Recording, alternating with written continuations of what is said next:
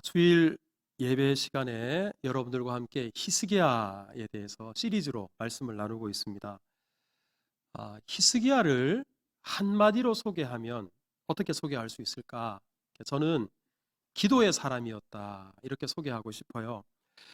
히스기야 시리즈 첫째 시간에 제가 여러분들에게 히스기야는 전무후무한 왕이었다, 이렇게 말씀을 드렸는데요.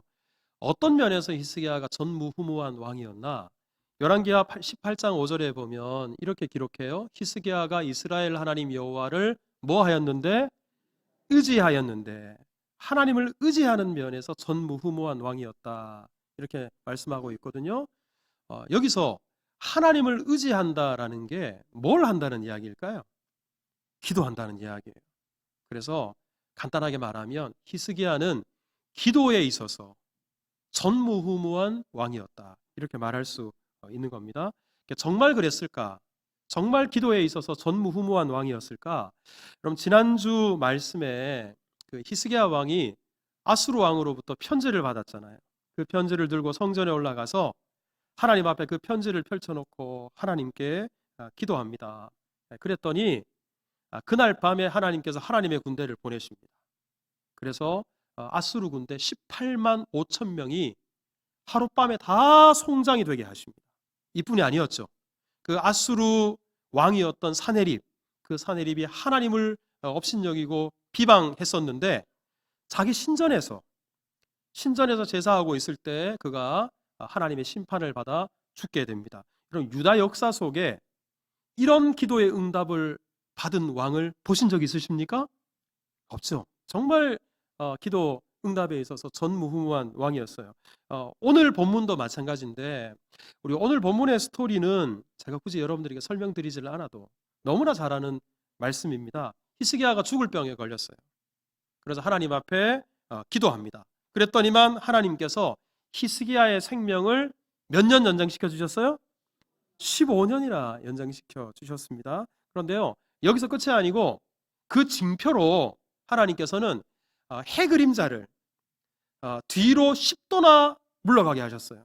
이게 무슨 말이냐 그러면, 하나님께서 히스기야 기도에 응답하시려고 우주의 질서, 천체의 질서를 움직이시는 그 엄청난 기적을 행하셨다라는 말입니다. 여러분, 유다 왕 중에, 아니 성경 전체에서 이 정도 기도 응답을 받은 사람이 있습니까?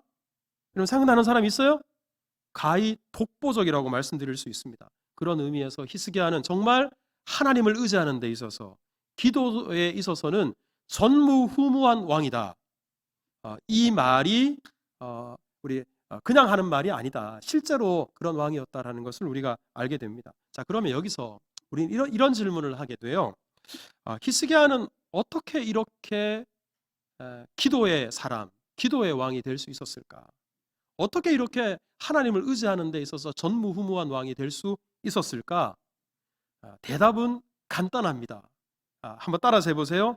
기도할 수밖에 없었기 때문에. 기도 안 하면 안 돼요. 기도할 수밖에 없는 사람이었기 때문에 그렇습니다. 여러분, 우리가 기도에 대해서 중요한 비밀 하나를 아셔야 되는데요. 어떤 사람이 기도하는가? 목마른 사람이 기도해요. 줄인 사람이 기도해요. 갈급한 사람이 기도합니다. 사람이 편안하고 배가 부르고 잘 나가면 기도하지 않습니다. 자기 스스로가 모든 것이 충분하다고 생각해요. 넘친다고 생각해요. 뭐가 아쉬워서 기도하겠습니까? 여러분, 이렇게 다 채워져 있다라고 생각하는 사람들은 기도하지 않는 거예요. 하지만 예수님께서 말씀하십니다. 심령이 어떤 사람이 복이 있다? 가난한 사람이 복이 있다. 의에 줄이고 목마른 사람이 복이 있다. 여기서 가난하다, 줄이다, 목마르다, 이게 다 뭡니까? 결핍이에요. 충분한 게 아니라 모자란 거예요. 자, 이 결핍이 우리로 하여금 기도의 자리에 나아가게 하고요, 결핍이 우리로 하여금 하나님을 의지하게 만듭니다. 그럼 기도하면 여러분 아마 대부분 떠오르시는 그런 분이 한 분 있어요. 영국에서 사역했던 조지 물러라는 분입니다. 원래 이분은 독일 출신인데 우리 영국에서 60년 이상을 사역했던 분인데요. 기도의 아버지다, 이렇게 불리기도 하고 5만 번 기도 응답을 받은 사람, 이런 사람으로 아마 한 번쯤은 다 들어보셨을 거라고 생각합니다. 그런데 여러분 한번 생각해 보세요. 응답받은 기도가 5만 번이에요. 그러면 응답받지 못한 기도는 훨씬 더 많겠죠. 그럼 이걸 다 합치면 도대체 이 사람은 얼마나 많이 기도했을까? 평생 이 사람은 밥 먹듯이 기도하고 잠자듯이 기도했던, 기도 없이는 못 살았던 사람이 조지 물러였을 겁니다. 우리가 이렇게 질문하게 되죠. 조지 물러는 왜 그렇게 기도했을까? 간단합니다. 기도할 수밖에 없는 결핍이 조지 물러에게 있었기 때문에 그렇습니다. 제가 조지 물러의 생애에 대한 여러 책들을 좀 살펴봤더니 정말 조지 물러라는 분은 결핍 그 자체였어요. 이분이 14살 때 어머니가 돌아가셨어요. 그러니까 어린 나이부터, 여러분 어린 나이에 엄마가 없다, 엄마의 빈자리, 이거 얼마나 큰 결핍입니까? 이런 결핍으로 인생을 시작해요. 훗날 이분이 목사가 되었지만 교회 사역보다도 고아원 사역에 힘을 쏟았는데요. 우리 사진을 보시면 이게 다 조지 물러가 고아원을 운영하면서 키웠던, 돌봤던 학생들입니다. 조지 물러의 부모님이 부유한 분도 아니었고 조지 물러에게 가진 돈이 있었던 것도 아니에요. 그야말로 빈털터리예요. 이런 사람이 고아원도 작은 고아원이 아니라 대규모의 고아원 5개나 설립했고요. 그리고 이 고아원을 통해서 10,000명이 넘는 고아들을 돌보고 먹이고 입히고 공부까지 시켰어요. 얼마나 많은 돈이 필요했겠습니까? 가진 건 없는데. 그러니까 이 고아원을 운영하면서 끊임없이 조지 물러가 느꼈을 것, 이것은 바로 결핍이었습니다. 그러니까 기도하지 않고서는, 기도 외에는 다른 방법이 없었던 거예요. 우리 조지 물러에게 자녀가 4이 있었어요. 근데 그 중에 한 아들은 돌이 되었을 때 목숨을 잃습니다. 자식을 잃어버리는 결핍. 그리고 자기 아내가 자식을 남겨두고 숨을 거둬요. 아내의 장례식을 자기가 집례하고 그 장례식 설교를 조지 물러가 감당을 합니다. 여러분 이거 결핍이잖아요. 그리고 나서 좀 시간이 지나서 새 아내를 맞이했는데 그 아내 또한 조지 물러보다 먼저 죽습니다. 그 장례 예배도 자기가 집례하고 자기가 장례 예배 설교를 합니다. 여러분 이 결핍, 시작부터 끝날 때까지, 그리고 조지 물러에게 심장병도 있었다고 전해지죠. 몸이 약하니까 늘 약을 복용하고 늘 조심하고 살 수밖에 없어요. 이 결핍이 조지 밀러로 하여금 기도 없이는 살 수 없는 사람이 되게 한 겁니다. 우리 조지 밀러가 이런 말을 했어요. 내가 하는 매일의 일 중에 가장 중요한 일은 주님과 교제하는 일입니다. 걸어갈 때나 누울 때나 일어날 때 나는 기도합니다. 염려의 시작은 믿음의 끝이고 믿음의 시작은 염려의 끝입니다. 기도하고 일하십시오. 일하고 기도하십시오. 그리고 다시 기도하고 다시 일하십시오. 그럼 이 말 속에 조지 밀러가 어떤 마음으로 살아왔는지 느껴지시죠? 이 사람은 기도와 뗄래야 뗄 수 없는 사람이고 기도가 삶의 방식이었습니다. 우리 흔히들 유대인들에게 있어서 최고의 자산이 바로 결핍이었다, 이렇게들 말합니다. 여러분 이게 무슨 말이냐면 유대인들의 역사를 한번 보십시오. 충분하지 않습니다. 만족스럽지 않아요. 끊임없이 결핍의 역사였어요. 우리 노예로 애굽 땅에서 살았죠. 하나님께서 광야로 내몰았죠. 포로로 끌려가게 하셨죠. 그리고 척박하고 메마른 땅, 여러분 성경에 가나안 땅이 젖과 꿀이 흐르는 땅이라고 하지만 실제로 성지순례를 가보십시오. 이스라엘 땅이 얼마나 메마르고 얼마나 척박한 땅인지 모든 것이 결핍투성이에요. 그런데요, 이런 결핍 속에서 무엇을 배우는가? 하나님 없이는 못 산다. 하나님을 의지하는 방법을 배우게 됩니다. 이 결핍이 모든 것에 부요하신 하나님을 발견하게 되고, 그리고 이 결핍이야말로 하나님을 구하게 되니까, 여러분 하나님을 얻게 되고 하나님을 의지하는 것, 어떤 것보다도 자산 중에 자산이잖아요. 그래서 유대인들에게 있어서 결핍이 최고의 자산이었다, 이렇게 말하는 겁니다. 그럼 이것은 오늘 우리가 본문에서 만나게 되는 히스기야 왕에게 있어서도 마찬가지였어요. 자, 우리 오늘 본문 1절을 한번 보십시오. 1절이 어떻게 시작하냐면 그때 히스기야가 병들어 어떻게 됐다고요? 죽게 됐다. 이러면 성경이 과장해서 기록하지 않습니다. 정말 병이 들어 죽게 된 거예요. 이걸 확실하게 하기 위해서 끝부분을 보면 하나님께서 이 사실을 이사야 선지자에게 알렸는데 이사야가 히스기야 왕에게 찾아가서 너는 집을 정리하라. 내가 죽고 살지 못하리라. 하나님의 말씀을 있는 그대로 전했습니다. 여러분 이사야 선지자가 어떤 선지자인지 아시죠? 수백 년 후에 이 땅에 오실 예수 그리스도, 그 예수님의 십자가를 마치 십자가 아래서 쳐다보고 그 아래에서 그 장면을 기록한 것처럼 그가 찔림은 우리의 허물을 인하며 그가 상함은 우리의 죄악을 인함이라. 그 말씀 그대로 예수님이 이 땅에 오셔서 고난당해서 죽으셨잖아요. 그 사람이 이런 예언을 했으니까 히스기야가 죽는 것은 기정사실입니다. 변개치 못할 그런 일이에요. 자, 여러분 이런 상황에서 히스기야가 할 수 있는 선택이 무엇이었을까? 약도 소용이 없어요. 용한 의사도 필요 없어요. 지금 히스기야에게 필요한 것은 생명의 주인 되신 하나님을 바라보는 것, 하나님을 의지하는 것, 그 하나님께 매달려 기도하는 것, 이것 외에는 다른 방법이 없고 다른 선택지가 없었습니다. 자, 그래서 오늘 본문 2절에 히스기야가 낯을 벽으로 향해서 하나님께 기도합니다. 그럼 여기서 낯을 벽으로 향했다. 이게 무슨 의미일까? 문자 그대로 여러분들 중에도 더러 정말 답답한 일, 내 해결하지 못하는 그런 절망스러운 상황에서 벽을 그냥 이마로 쾅쾅 박으면서 아니면 벽에다가 이렇게 출근해야 되는데 출근하지 못하고 그 벽에다가 이마를 대고는 고뇌하시는 이런 일들 겪어보신 적 아마 있으실 거예요. 그야말로 절망스러운 상황이에요. 답답한 상황이에요. 그래서 그 얼굴을 벽으로 향해서 기도한 것이 아닐까. 이 문자 그대로 이렇게 생각할 수 있고요. 또 한 가지는 우리가 일반적으로 고개를 돌린다. 그러면 부정한다. 그리고 거절한다. 이런 의미가 담겨져 있거든요. 그러니까 지금 그 어떤 것도 자기에게 도움이 되지 못하잖아요. 세상에 그 무엇이, 그 누가 지금 사형 선고를 받은 히스기야에게 무슨 위로가 되고 무슨 도움이 되겠어요. 그러니까 세상 다 끊어버리고 세상 그 어느 것도 의지하지 않고 나는 하나님만 의지하겠습니다. 하나님만 바라보겠습니다. 이러한 마음으로 기도했다. 이렇게 오늘 본문을 읽을 수 있는 겁니다. 어떤 분은 히스기야가 지금 죽을 병에 걸린 것에 대해서 이렇게 주석을 했어요. 히스기야가 왜 죽을 병에 걸렸나? 우리 지난주 설교에서 당대 최강대국이었던 아수르가 쳐들어왔잖아요.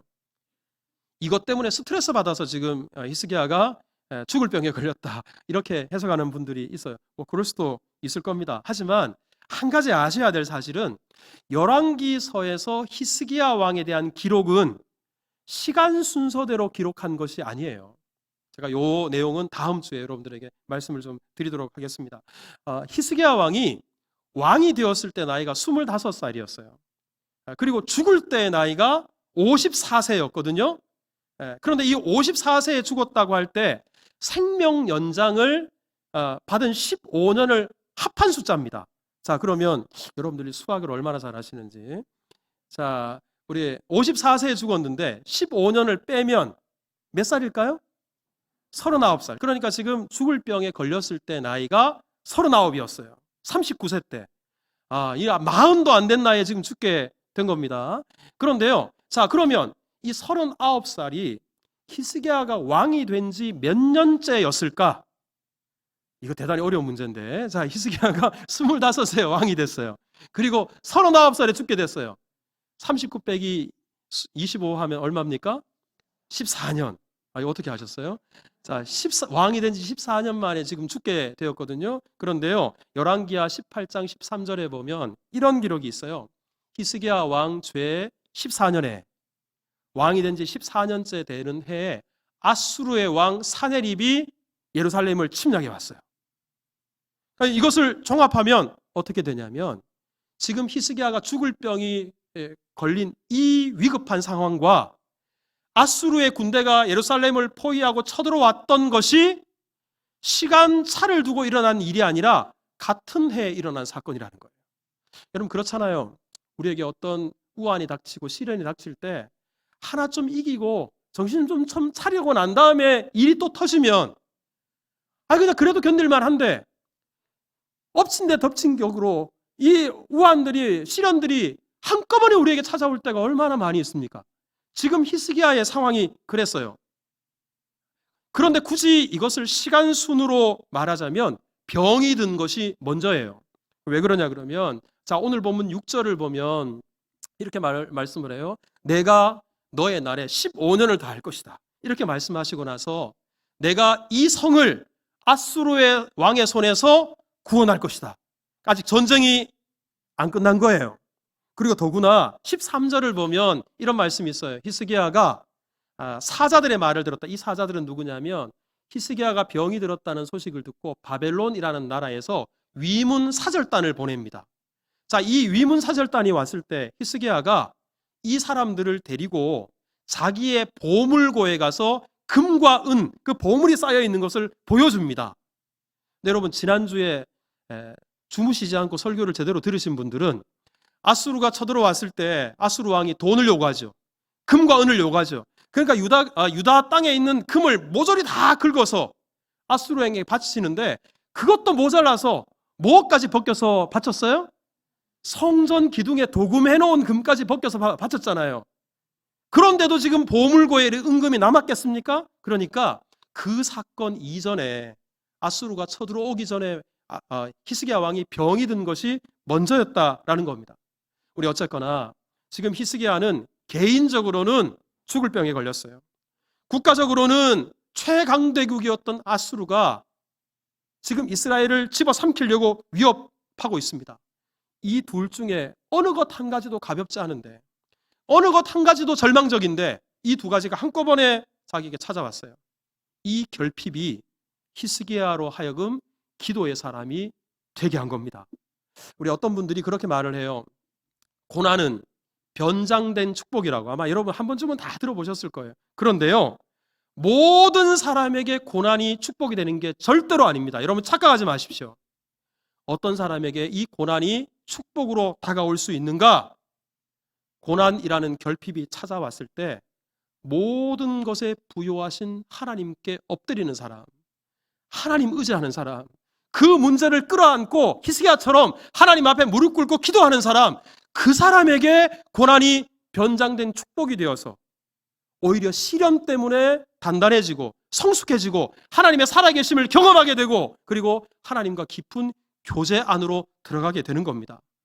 오늘 이 자리에 우리 나오신 여러분들 가운데도 크고 작은 결핍들이 다 있을 거라고 생각해요.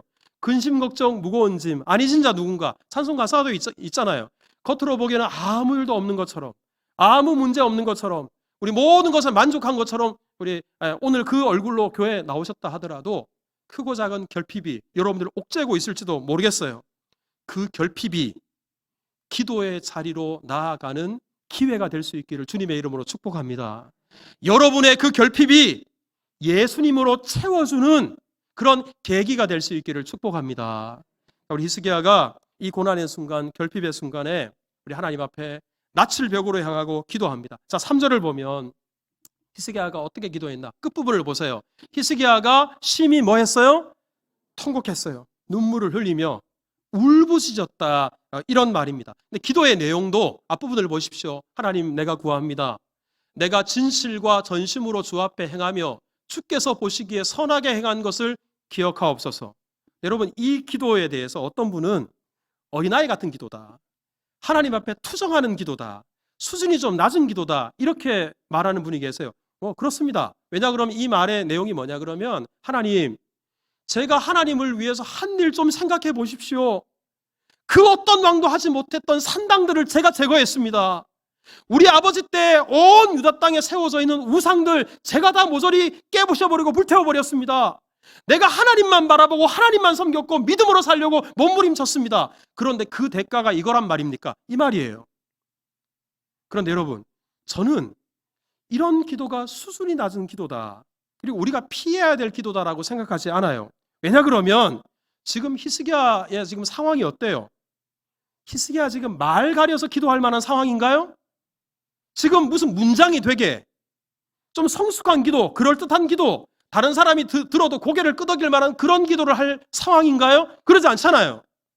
근데 저는 기도에 있어서 가장 큰 문제가 뭐냐 그러면 성숙하지 못한 기도, 서툰 기도가 문제가 아니라 기도하지 않는 게 가장 심각한 문제라고 믿습니다.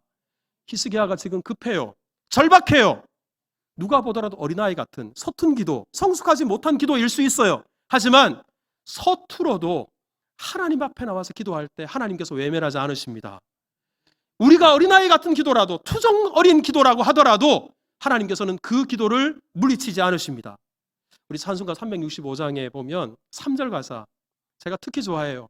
잘못된 것 아뢰면 측은히 여기사 크신 은혜를 주네 거기 기쁨 있네. 여러분 믿으시기 바랍니다. 잘못된 것 아뢰더라도 하나님께서는 우리가 지금 어떤 마음인지, 우리가 처한 상황이 어떤 상황인지, 우리가 지금 경험하고 있는 결핍이 얼마나 우리를 힘들게 하고 무겁게 하는지 원망을 하더라도 기도하면서 하십시오. 투정을 하더라도 기도하면서 하십시오. 그때 하나님께서 우리를 고치시고 치료하시고 회복하시고 응답하실 줄 믿습니다. 우리 히스기야가 기도한 내용이 오늘 본문에도 나오지만 이사야 38장에도 나오는데요. 여러분 이사야 38장을 한번 보십시오. 14절에 나는 제비같이 학같이 지적이며 비둘기같이 슬피 울며 내 눈이 쇠하도록 하나님을 바라보나이다 그랬어요. 근데 여러분 우리 제비가 날아다니면서 지지배배하고 우리 학이 까깍 하기 까까고 하고 웁니까? 예, 우리 비둘기가 구구구구 하고 이제 울죠. 제가 사실 어제 학 소리 한번 들어보려고 찾아봤더니 학이 어떻게 우는지 인터넷에서 잘 안 나와요. 근데 여러분 제비가 날아다니면 지지배배하는 게 이게 우는 건가요? 비둘기가 구구구구 하는 게 이게 울부짖는 건가요? 하지만 히스기야가 얼마나 힘드는지 새들이 내는 소리가 지금 마치 자기 상황 같아요. 다 자기처럼 울부짖는 것 같아요. 하나님, 저 새들처럼 나도 지금 슬피 울며 내 눈이 쇠하도록 하나님만 바라봅니다. 하나님만 바라봅니다. 그 다음 절을 한번 보세요. 우리 끝부분에 하나님 나를 살려주옵소서. 하나님 제발 좀 나를 살려달라고. 왕이 자기의 체면 위신 이거 중요하지 않아요. 지금 하나님께 매달리는 거예요. 하나님 살려달라고.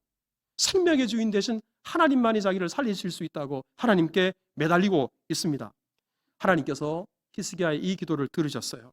그리고 하나님의 응답이 이사야 선지자를 통해서 전해집니다. 자, 우리 5절을 한번 읽어볼까요? 다 같이 시작. 너는 돌아가서 내 백성의 주권자 히스기야에게 이르기를 왕의 조상 다윗의 하나님 여호와의 말씀이 내가 내 기도를 들었고 내 눈물을 보았노라 됐습니다.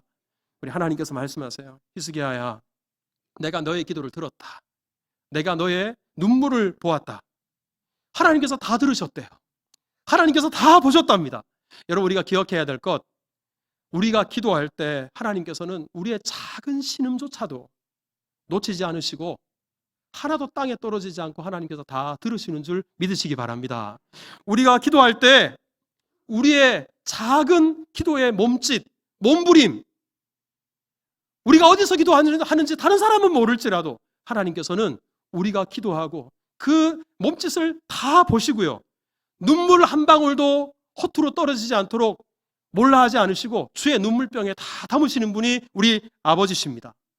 하나님께서 이 기도를 들으시고 내가 너를 낫게 하리니 3일 만에 성전에 올라가게 될 것이다. 여러분 3일 만에 성전에 올라간다는 것, 이것이야말로 하나님의 기적인 것이, 우리 앞서 히스기야가 스트레스 때문에 죽게 되었다, 어떤 분이 그렇게 말을 했다고 하지만 일반적으로는 히스기야가 걸린 병이 악성 피부 질환이었다. 대부분이 그렇게 설명합니다. 왜냐 그러면 우리 오늘 보면 7절에 보면 하나님께서 히스기야의 병을 고쳐주실 때 무화과를 으깨서 어디다가 바르라 그랬어요? 상처에다 바르라 그랬어요. 물론 그것이 몸속에 당뇨가 있어서 이런 몸 안에 있는 질병이 겉으로까지 퍼져서 피부에까지 영향을 미쳤을 수도 있어요.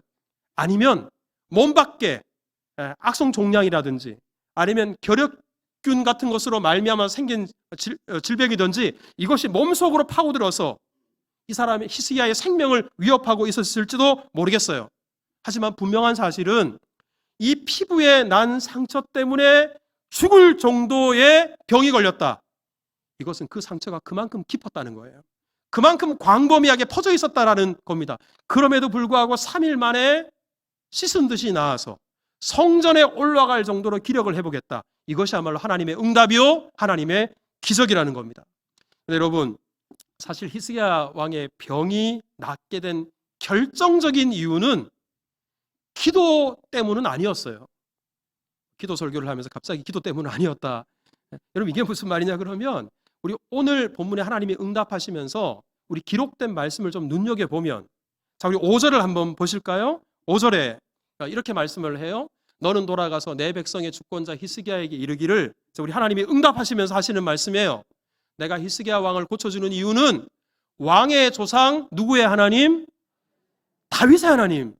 하나님께서 다윗의 하나님이시다 이렇게 말씀하거든요. 이뿐만 아니에요. 그 다음 절 6절을 한번 보십시오. 6절에도 15년을 생명 연장시켜 주실 것이고, 그리고 아수르 왕으로부터 나라도 구할 것이다. 왜 그렇게 하는가? 셋째 줄에 내가 나를 위하고 내 종 다윗을 위함으로. 이게 바꿔 말하면 다윗을 봐서 다윗 때문에 하나님께서 히스기야를 구원해 주신다라고 말씀을 하셨어요. 여러분, 이게 바로 뭐냐면 다윗과의 언약입니다.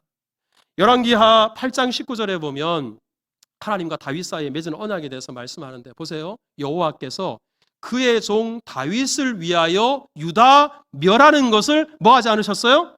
기뻐하지 않으셨어요. 즐겨하지 않으셨어요. 다윗의 언약을 기억하셨습니다. 그 언약이 이는 그와 그의 자손에게 항상 등불을 주시겠다. 그럼 이것이 바로 다윗의 등불입니다. 하나님께서는 다윗의 왕권이 대를 이어서 계속 이어질 것이다. 그리고 다윗의 나라가 영원할 것이라고 약속을 하셨어요. 여러분, 이 다윗의 등불이 궁극적으로 성취가 된 것이 누구냐면 바로 예수 그리스도예요. 예수님은 다윗의 후손으로 이 땅에 오셔서 영원한 왕이 되셨고, 그 다윗의 왕권을 따라 영원한 하나님의 나라의 왕이신 줄 믿으시기 바랍니다. 그러니까 아직 히스기야가 죽을 때가 안 됐어요. 히스기야가 죽어버리면, 여러분, 이때 히스기야가 나이가 39이라고 말씀을 드렸는데 이때 자식이 없었어요. 자식이 없는데 이 병으로 죽었다면 히스기야는 대를 잇지도 못하고, 하나님께서 다윗과 약속하신 그 약속이 히스기야 왕 때에서 종결됩니다. 끝나버립니다. 그러니까 이것은 하나님의 계획도 아니에요. 그러니 히스기야의 기도에 상관없이 하나님께서는 다윗의 등불, 다윗의 언약을 기억하셔서 히스기야를 살려주실 것이고 그 유다 나라를 구원해 주셨을 거예요.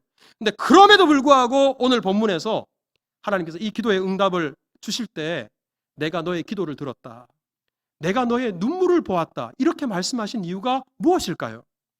여러분, 그 이유를 제가 여러분들에게 말씀을 드렸어요. 하나님께서는 이 세상 만물의 주권자가 되십니다. 만사를 하나님의 계획과 하나님의 뜻대로 행하시는 분이십니다. 우리가 거기에 기여하는 게 없어요. 하지만 그럼에도 불구하고 하나님께서는 언제나 하나님의 뜻을 이루실 때 부족하기 짝이 없는 우리의 기도를 들으시고 이루시기를 기뻐하십니다. 미약하기 짝이 없는 우리의 기도를 사용하셔서, 우리의 기도를 통하셔서 하나님의 계획을 이루기를 원하십니다. 그래서 에스겔 36장 37절에 저는 이 말씀을 여러분들이 좀 외웠으면 좋겠는데, 보세요. 주 여호와께서 이같이 말씀하셨느니라. 요 앞절에 무슨 내용이 있냐 그러면 당시에 포로 생활하던 이스라엘 백성들을 다시 돌아오게 할 것이다. 황폐화된 예루살렘을 다시 회복시키실 것이다. 이것을 여호와께서 말씀하셨다 그랬어요. 자, 여러분들에게 묻겠습니다. 하나님께서 말씀하셨으니까 이루어질까요? 안 이루어질까요? 이루어집니다. 그런데도 하나님께서 뭐라고 말씀하셨냐면, 한번 따라서 해보세요. 그래도, 다시 한번, 그래도 이스라엘 족속이 이같이 이루어 주시기를 내게 구해야 할지니라. 왜 하나님께서 이런 말씀을 하십니까? 하나님의 뜻을 이루실 때 하나님은 언제나 부족하기 짝이 없는 우리와 함께 하기를 원하십니다. 우리의 기도를 사용하셔서 그 뜻을 이루시고 그 계획을 성취하시기를 기뻐하십니다. 여러분, 이게 바로 하나님께서 일하시는 방식이에요. 하나님께서는 지금도 여러분들에게 복을 주시기를 원하시고, 여러분들 가정을 회복시키기를 원하시고, 우리 수정교회에 복을 주시기를 원하십니다. 그런데요, 하나님은 얼마든지 스스로 홀로 복을 주실 수 있고 하나님의 계획을 이루실 수 있어요. 그런데 하나님께서는 우리의 기도를 통해서 여러분들에게 복을 주시고, 가정에 복을 주시고, 교회에 복을 주시기를 기뻐하시는 분이십니다. 그래서 지금도 하나님께서는 기다리세요. 여러분들이 하나님 앞에 무릎 꿇기를, 우리가 우리 자식들을 위해서 무릎 꿇기를, 우리가 주의 피값으로 세우신 교회를 위해서 눈물을 흘리기를 하나님께서는 지금도 기다리고 계십니다. 그 기도를 들으시고 내가 너희의 기도를 들었고 너희의 눈물을 보았노라. 그리고 하나님께서 히스기야에게 내려주셨던 이 엄청난 응답의 역사를 우리에게 허락해 주기를 원하십니다. 여러분, 자, 지금 묻겠습니다. 결핍이십니까? 충분하십니까? 다시 묻겠습니다. 여러분, 결핍입니까? 충분입니까? 저는 결핍이에요. 아직도 나는 목마르다. 여러분, 우리 모두는 결핍이에요. 결핍이에요. 우리가 이 결핍의 순간 바로 하나님께 매달릴 시간이요, 기도할 수 있는 기회라는 사실을 기억하고 우리 목양 칼럼 꼭 읽어보시기 바랍니다.